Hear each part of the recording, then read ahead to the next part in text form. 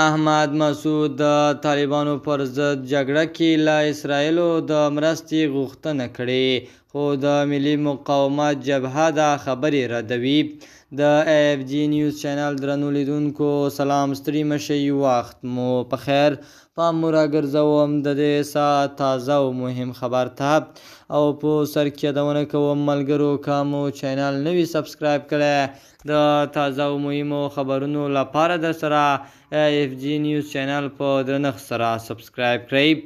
ښاغلی مسعود په دغه مرکه کې ویلي نه غواړي د افغانستان ولسمشر شي، خو په افغانستان کې د یو دیموکراتیک حکومت له جوړولو پلوي کوي.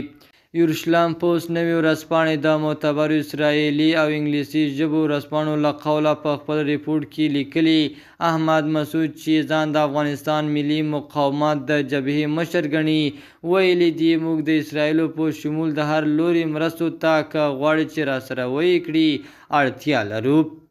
ښاغلی مسعود ویلي فکر کوم موږ ټول د تیارې، تروریزم او ناپوهۍ په وړاندې د بشریت د پرمختګ په خاطر یو بل باید سره لاسونه ورکړو.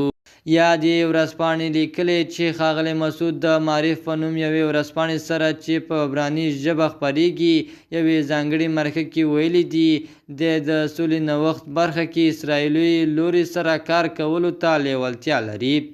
دغه ورځپاڼې د ښاغلي مسعود له خولې لیکلي د اسرائیلو ملاتړ او مرسته ورته د منلو ده.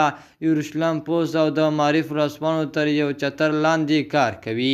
د AFG نیوز چینل درنو لیدونکو دا و زموږ د دې ساعت چمتو شوی خبر. د نورو تازه او مهمو خبرونو لپاره در سره AFG نیوز چینل په درنښت سره سبسکرایب کړئ. تر بیا ښې چارې، د الله په امان.